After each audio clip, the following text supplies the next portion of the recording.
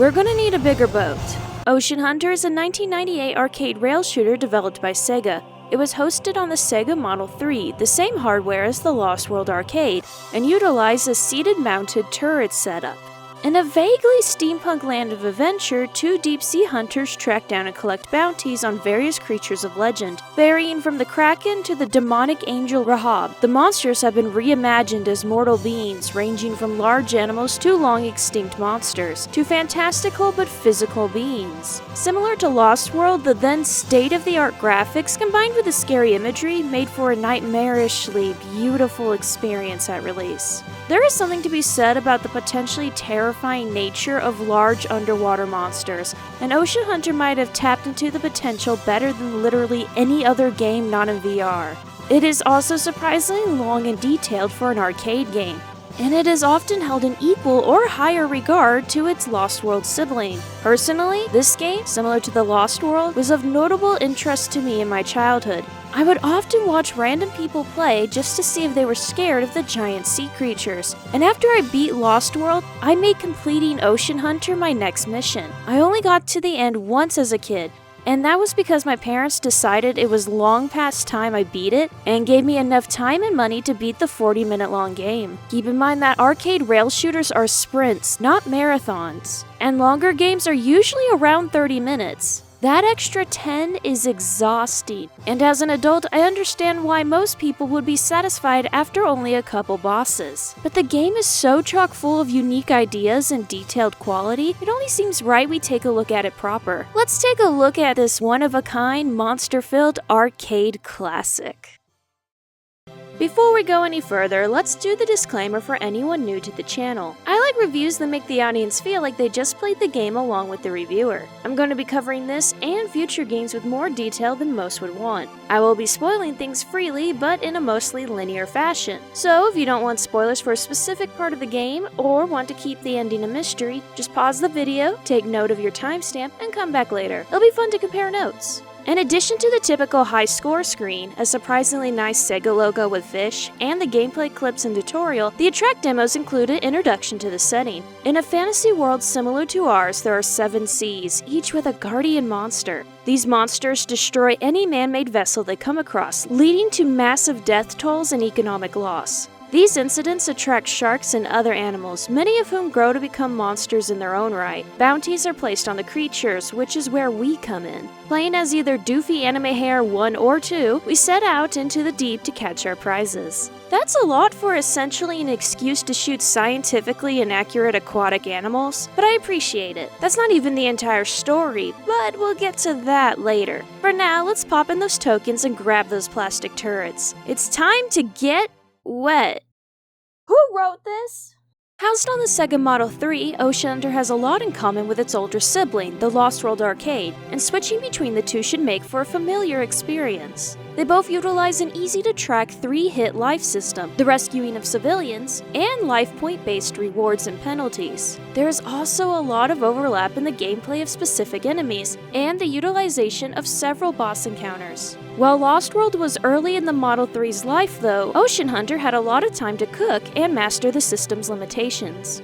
Variety in both environments and enemies are significantly greater in Ocean Hunter, as well as the sheer amount of content and details. They've also traded in light gun pistols in favor of mounted turret-style guns, which would dominate the arcade scene up until the modern day. They still kept the booth though, which was great for building up immersion in the underwater environment. A giant shark coming to eat you is far scarier if you can visually block out the screaming children 2 feet from you. And a funny leftover from its pistol-style predecessors, the game shows you how many shots you have, up to 5, but there is no reload mechanic and these shots reload automatically with no hesitation or slowdown. They seem to just be there for visual flair. And finally, they've added these treasure chests to the game that can be shot open. As far as I can tell, these just add some points to your score and nothing else. I kind of like them anyway though, since they add to the deep ocean aesthetic.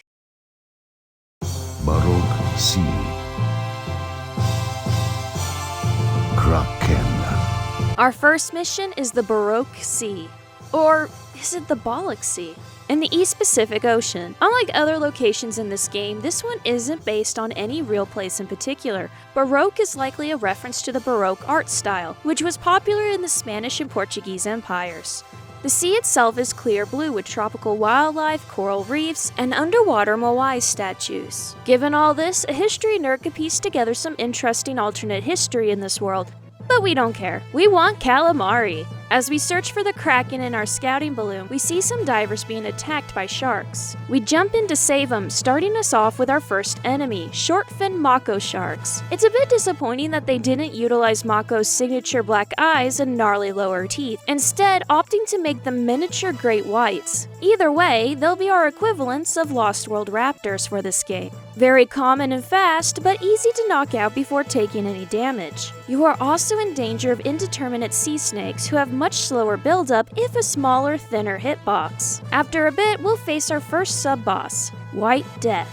As his name suggests, he is a great white shark and he enters the scene hot on the tail of a fleeing diver. Saving the diver is incredibly difficult, but if you knock the white off his path and kill him before he reaches the diver, not only will the diver give you an extra hit point, but you unlock the secret boss. I guarantee a vast majority of players don't even know about this boss, the Sea Dragon. This is actually very disappointing, though I'll explain why later. Looking at the design of the boss, he is clearly a giant marine iguana and is incredibly easy to kill, only taking a couple seconds of continuous fire. If you fail to save the diver, you can spot the dragon in the background as you pass through his arena space. I bet most people just thought he was background decoration like the tropical fish. The developers apparently decided shortly after making this fight to scrap the idea of multiple routes entirely, as this is the only optional area or boss in the game. Probably a leftover design concept from Lost World that they dropped last minute. It's a neat little tidbit though. Regardless of fighting the dragon or not, we make it to a large sunken ship, where we are immediately swarmed by barracuda in addition to the previous enemies. The destructible cargo and pirate skeletons are a nice touch. In the mid-decks is the sea serpent, a giant banded sea crate. Like the mako sharks, they took away some of the more defining details of the animal in favor of a more recognizably generic design, this time making the creature resemble a python more than a crate. Though, that might be because of how cute banded sea snakes are. Like the sub-bosses before it only takes a couple seconds to kill it. This might seem like a problem until you remember this is only a few minutes into an arcade rail shooter. Give it time. Speaking of, we enter the captain's quarters.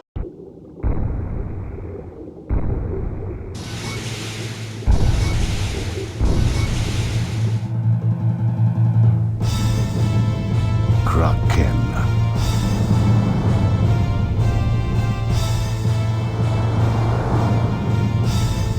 The Kraken is appropriately enough an extra-large giant octopus. He'll try to hit you with his tentacles while the camera dodges wildly. Parry his hits until the creature reaches about half health.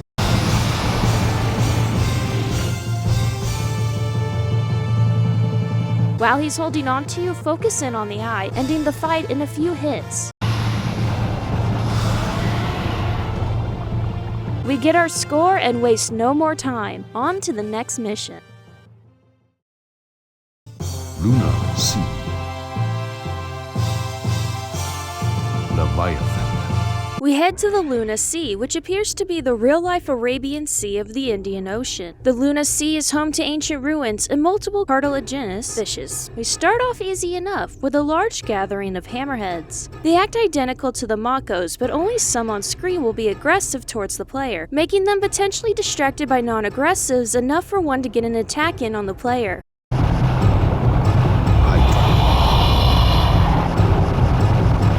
Rounding a corner, we come up on the Hydra. This is where the based on real animals designs start to show their flaws. The Hydra of Greek myth was a 9-headed serpent who lived in the swamps of Lerna, where it guards an entrance to the underworld.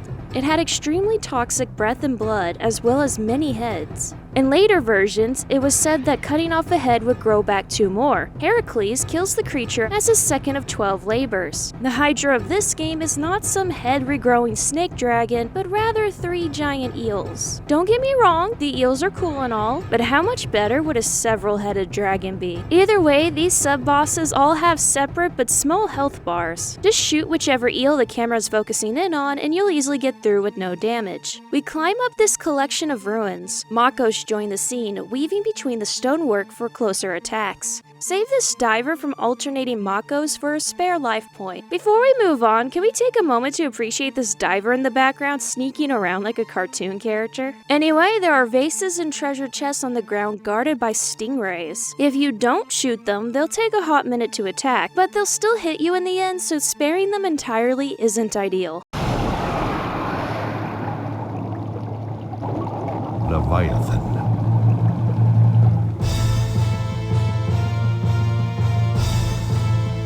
The Leviathan comes from Jewish and Christian mythology and is described in their holy books as a chaotic sea dragon. The Leviathan of Ocean Hunter is a megalodon, and this is one of the few settings where a megalodon doesn't make me roll my eyes. Unfortunately, they use the poorly aged cliche of depicting megalodon as being identical to a giant great white. I was never a fan of this trope, but to make its usage more unfortunate is that in relatively recent years, we found out that megalodon wasn't as closely related to great whites as we thought. As of me writing this script, megalodon is thought to be a member of a genetic family completely separated from great whites, leading to the hypotheses of its appearance to range greatly. That in mind, Ocean Hunter came out before we found out most of this. So while it has committed the sin of being cliched, to say it is inaccurate outside of anime-inspired details is a bit harsh. The fight itself is pretty straightforward. The shark is a bullet sponge and you can only damage it while it is attacking you. At first, he'll swim around as Makos join in,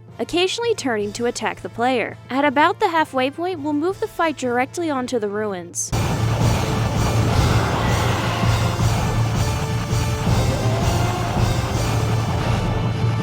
Shoot the circles and he'll die after a bit.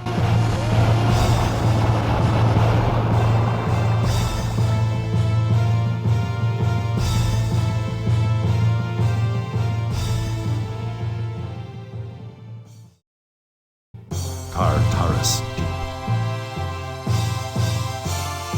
Charybdis. Now, most linear arcade rail shooters from this era have a point of no return, some point in the early game where most casual players will die and give up on the machine. In Jurassic Park, it was the Dilophosaurus pen, in Lost World, it was the second chapter, and in Ocean Hunter, it's Tartarus Deep. Having just killed the big shark boss, a vast majority of players are satisfied and often leave early or stop putting in tokens once they die. I can't tell y'all how many times I've seen this exact countdown death screen while casually passing the machine on my way to scavenge lost tokens or start my next game. This would often be the time little kids would take over in hopes that the level skip will allow them to see later sections of the game. If you are imagining a wildlife ecosystem with niches filled by children and savvy teens, then you got a good idea of what a healthy arcade used to look like. Anyway, all this to say that this is where the game not only starts to slowly up the difficulty level, but also become more creative in their overall design. We enter Tartarus Deep at night, and the darkness highlights the deep sea and bioluminescent wildlife. The deep appears to be located in the Atlantic Ocean near Bermuda. It's a high-traffic area, being the location of the Depro submarine route in a nondescript mining location. The game wastes no time, and seconds into the level, we are attacked by pelican eels and dragonfish. Like most animals of this game, the enemies of this level are all much larger and more aggressive than their real-life counterparts. We also rescue our first diver and fight our first sub-boss rather quickly. Scylla.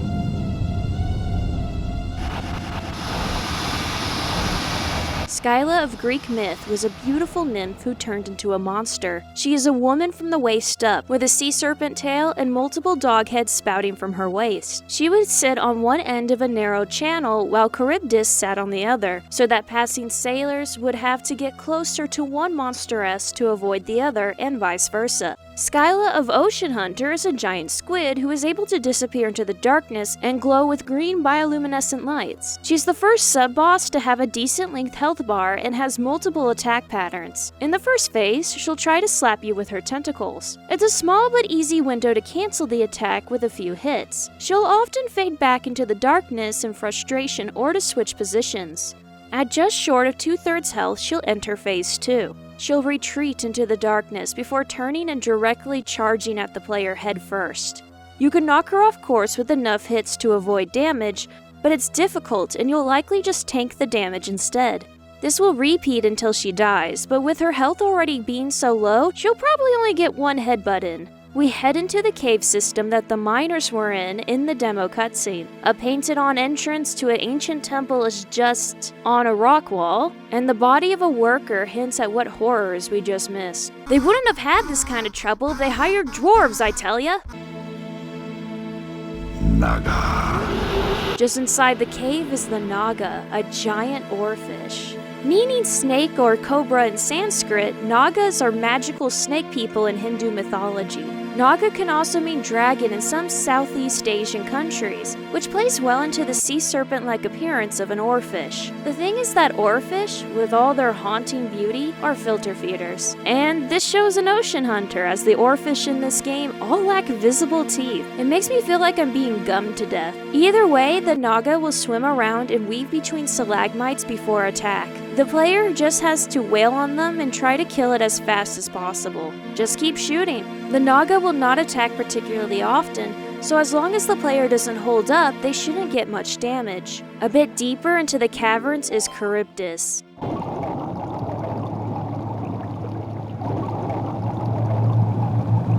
Karkinos.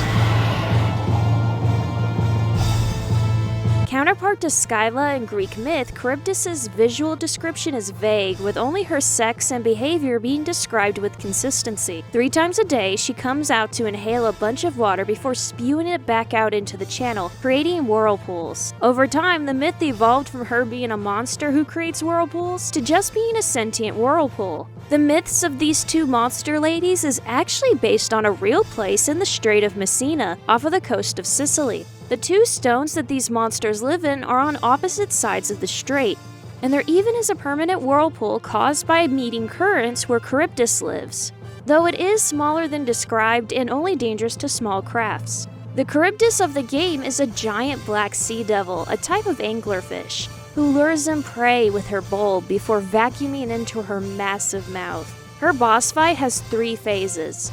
She'll start the fight by releasing enemies from her mouth. Rapid fire is needed to cancel the attack, and it's just easier to kill the smaller fish and return your focus to her. After losing a 1/3 health, she'll switch to swimming through the darkness. You'll need to use her light to guess at her location. At just less than half health, she'll enter her final stage. She'll suck in large amounts of water, biting the player as they reach her mouth. This move is repeated for the rest of the fight, and it can easily eat away at your health at an alarming rate. The only way to give damage and avoid taking it is to shoot the circle and hit her bulb. Break her bulb to kill her and collect our prize.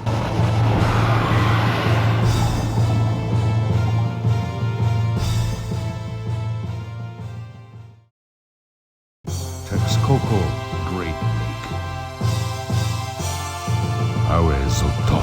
In a surprise move, the next level is a freshwater lake. We head to the Amazon for the Texcoco Great Lake. Here's something for alternate history fans to chew on. While Texcoco Great Lake specifically isn't real, Lake Texcoco was a natural lake in the Valley of Mexico. The Aztecs built their great city of Tenochtitlan on an island in the lake because why not? It was eventually conquered by the Spanish and Mexico City was built on top of it. The original lake is pretty much drained, which was an ecological disaster for the area. I heard they started restoring some of the lake as an ecological park, but I don't know the details. The lake of the game is filled with red-bellied piranha, too small to be alligator gar, and a lot of ruins. It paints an interesting historical scenario, especially if you remember the naming of the Baroque Sea. Despite its unique locale, this level is on the shorter end. And while there is a unique diver to rescue from being skeletonized by piranha, he doesn't do anything but give you an extra life. Housed in the old ruins is our target, Ahuizotl.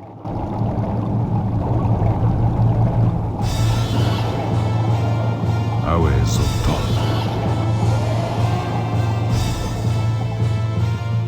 Ahuizotl of Aztec myth was a small dog-like creature that in hindsight was just a water possum. Hands, prehensile tail, waterproof fur, and yeah, that's a wet stripey boy.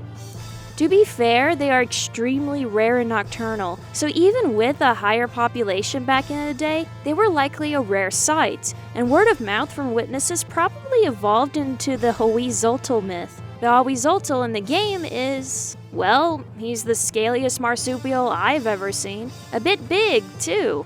I guess Scotland was too boring for them, as they've relocated Nessie to Latin America.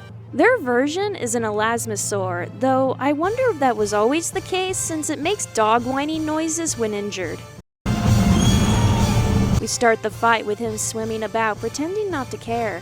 After a bit, he starts to turn towards you with the intention to bite. Rabbit hit his mouth to cancel it. At about half health, we'll retreat to the surface, taking a stand on a ruined archway. Wait until the beast pops out his head before shooting the circles. Repeat until he goes down.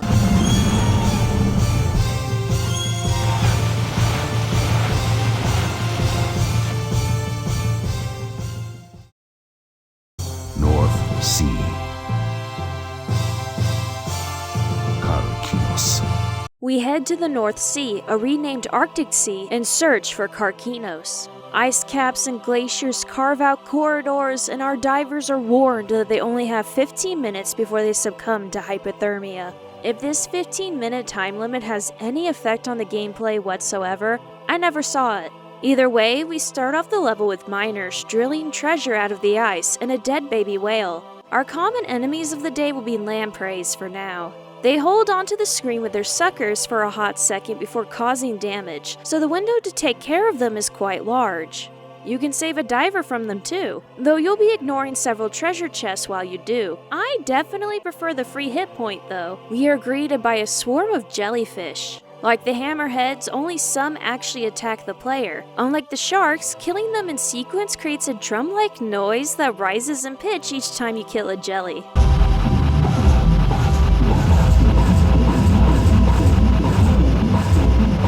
Killing enough jellies summons Medusa. Medusa of Greek myth needs little introduction. Her origin varies greatly, but most versions depict a beautiful woman who was cursed by the gods to become a hideous monster. Over time, the myth would evolve to change details ranging from her origin, her family, how aggressive she was, to even making her beautiful again. She and her Gorgon sisters, whose depictions would also vary greatly, would usually sport venomous snakes for hair, wings, and eyes that turn people to stone. The Medusa of Ocean Hunter is a giant jellyfish. Well, there are the tentacles and some resemblance from that, but it seems like an odd choice for Medusa, especially considering the large number of snakes and fish named after her. That is, until you learn that the growth stage we can visually identify as jellyfish is called the Medusa stage. Either way, her attack pattern isn't particularly complex. She floats about while small jellies attack you. She will occasionally charge at the player before returning to her path. Just shoot her base until she dies. We immediately move on to Karkinos.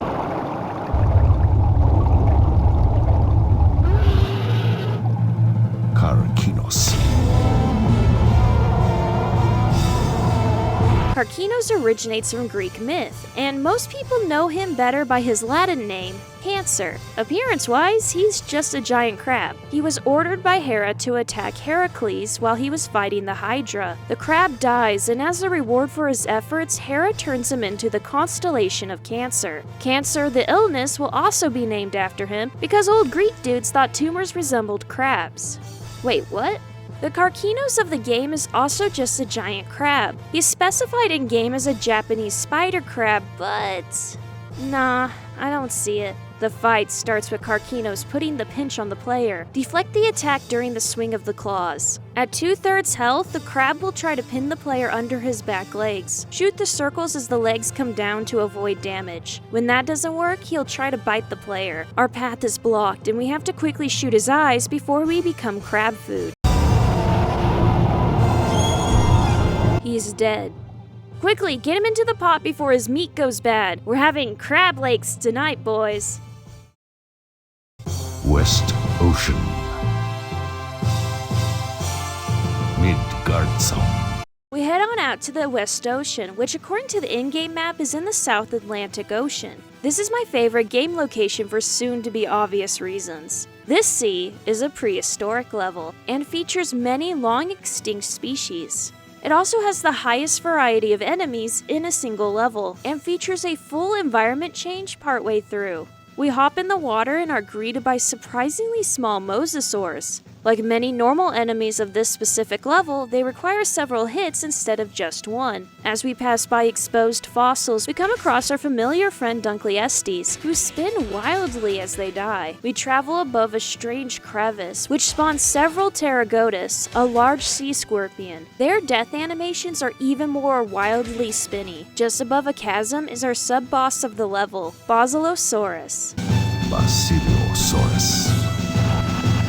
No mythology reference here, just a toothy longboy. Despite their name translating to king lizard, Basilosaurus were early whales who sat at the top of the food chain. Their illustration here is a bit more limber than their real-life counterparts, mixing their mammalian appearance with the outdated serpent-like movement of their early depictions. This one will swim in a zigzag pattern towards and away from the player, relying on his agility to avoid hits and get close enough to attack. Simply wailing it with bullets and he'll eventually go down. His body, however, attracts the attention of our true foe. Midgardsorm. We are swallowed whole by the Midgardsorm. We have to kill the beast from the inside out. In Norse mythology, Midgardsormr, or Midgard Serpent, is the title of Jormungandr. Jormungandr is the middle child of the trickster god Loki, and is an immeasurably giant snake who dwells in the great ocean that encircles Midgard. It grew so large that it could circle around the earth and grab its own tail. During Ragnarok, he and Thor will kill each other in battle. The beast in Ocean Hunter is a giant fictional earthworm, going by the presented scientific name. And he is so large there is an entire ecosystem of parasitic scavengers in his gut. Entering the gut, we are immediately greeted by the recently deceased Basilosaurus, who is already being feasted on by a swarm of Anomalocaris, who despite being one of the first apex predators in the history of Earth, they are now forced to scavenge whatever the worm swallows as parasites. We investigate the nearby wreckage of both old and new ships, and are set upon by Odontogrippus for our troubles. As a bit of a surprise, we are also attacked by Opabinia, who are one of those funky-looking early arthropods from the Cambrian. You know, one of the weird ones.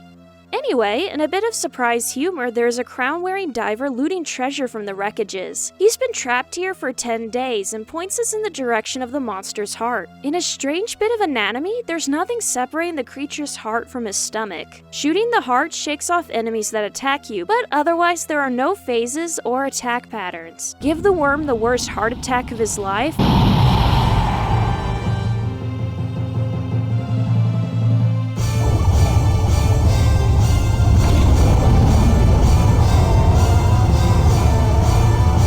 and we escape with our diver friend in tow.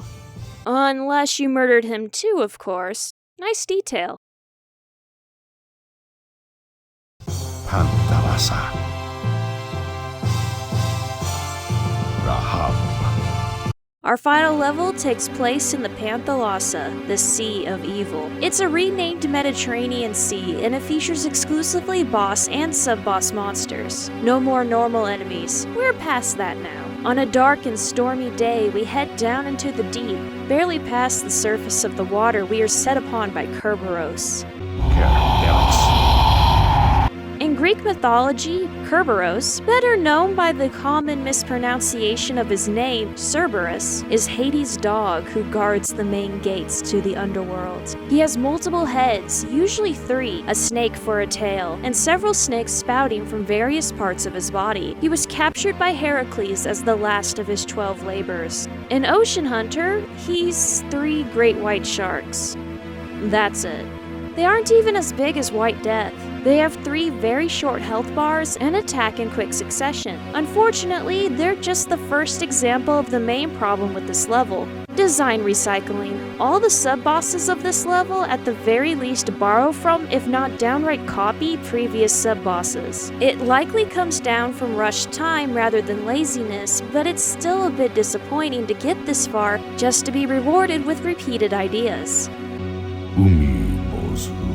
Next is the Umibozu. Umibozu is a Japanese yokai described as a sea spirit who upsets waters, sinks ships, or drowns sailors in water barrels. In the game, he is an octopus with the same purple and green coloration as Skyla. Unlike her, he will camouflage by turning himself invisible. His fight is otherwise very similar to hers. Moving on, we come across a large temple. Remember when I said that the secret sea dragon boss was a disappointment? Well, the next sub-boss is the Black Dragon. Like his counterpart, he's a giant marine iguana, although this time with more melanin. Now, because most people on most playthroughs won't see the secret sea dragon boss, the disappointment isn't on the Black Dragon being identical, but rather on the sea dragon for being a lackluster reward for such a rare accomplishment. Time to enter the temple and end this. But first, have some smaller Naga clones. Vitra and Kalia.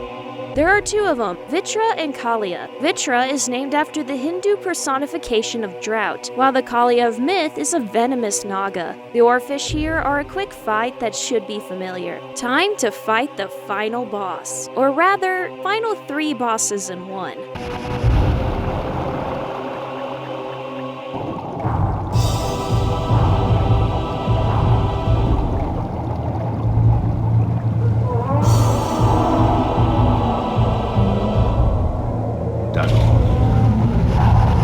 First is Dagon. Y'all are probably imagining the Lovecraftian elder god of the deep ones. Well, considering the other mythical references, this Dagon is probably meant to be the ancient Sumerian god of prosperity, father of gods, and lord of the lands. It's notable that Ocean Hunter doesn't base him off of any real-life sea creature, but rather gave him a giant blue humanoid form. As Dagon, the boss will walk on 4 legs with his limbs wide apart. He will smack the player with his palm, presenting a window to damage him. At a bit more than a third health, he'll retreat, hopping like a frog. Despite it not working before, he returns to his palm slapping strategy, this time with an even wider window to attack him. Knock him off the ceiling.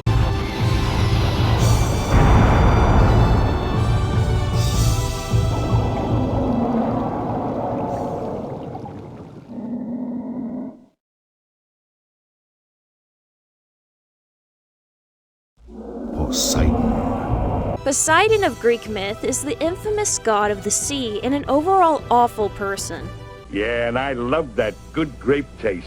Poseidon of Ocean Hunter is the second phase of the final boss, and only slightly less silly than the first form. Standing upright like a man, Poseidon uses Bubble Beam! Pop the bubbles to avoid damage and try to hit him between the waves. We eventually corner him against a wall. Remembering he currently identifies as the Greek god of the sea, he pulls a trident out and tries to jab you with it. His funny bone is his weak point, and it isn't hard to make sure he never gets a stab in. His health depleted again, the monster gets one hell of a headache.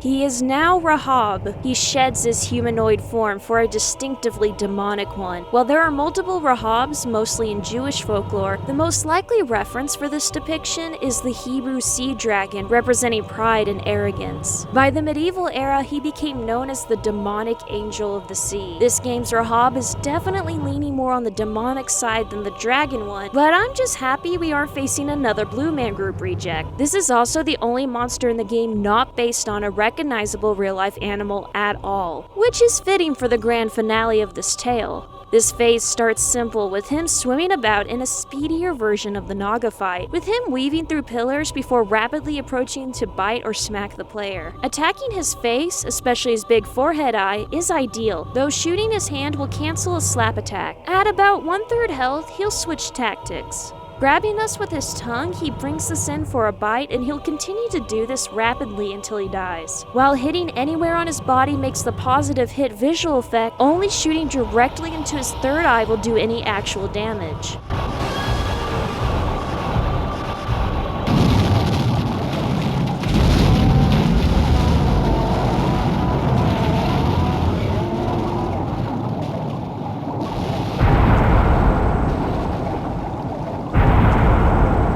Defeated, he falls dead, and the oceans are safe once more.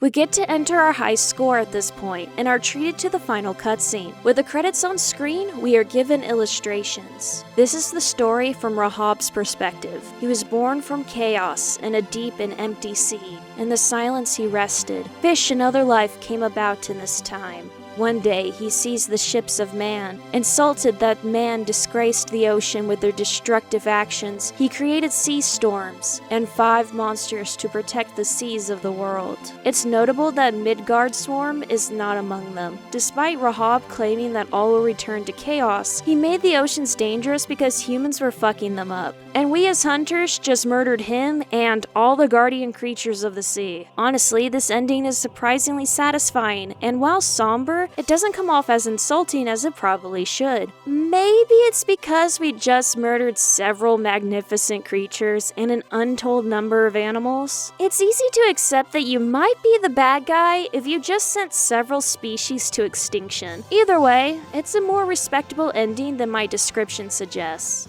Let's address the music. While it's not particularly unique, easily being comparable to a JRPG's or shonen anime soundtrack, it does its job exceedingly well. The main theme is triumphant and adventurous. Most stages and bosses have their own unique tracks, really selling the differences between each level. The instruments build up suspense and dread when appropriate, and even the occasional choir pipes in to really build up the gravitas. I will say that the synth choir is obviously not real people, and while that usually isn't a problem, some tracks, such as Rahab's final theme, use the choir notes like normal instruments, creating moments of hilariously impossible singing.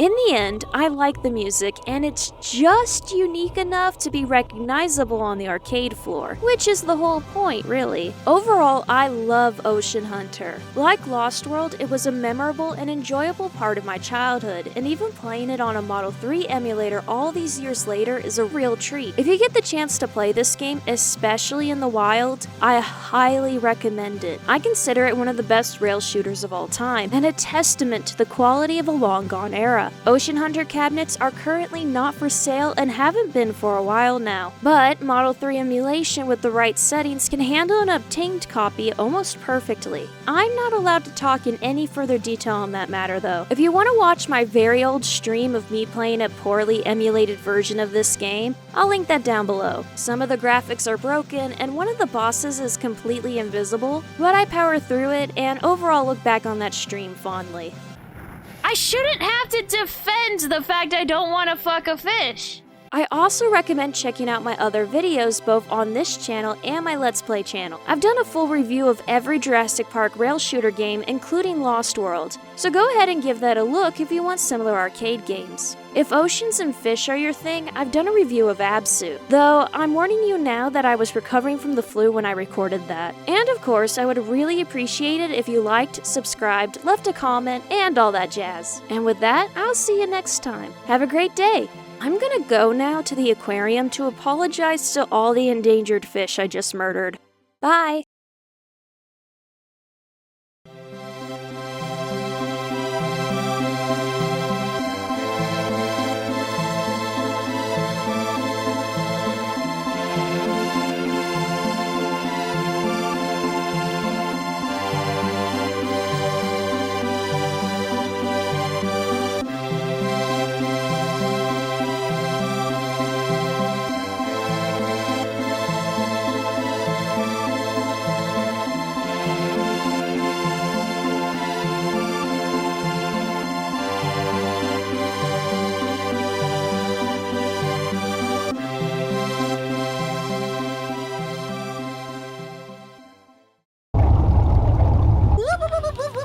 whoop, whoop.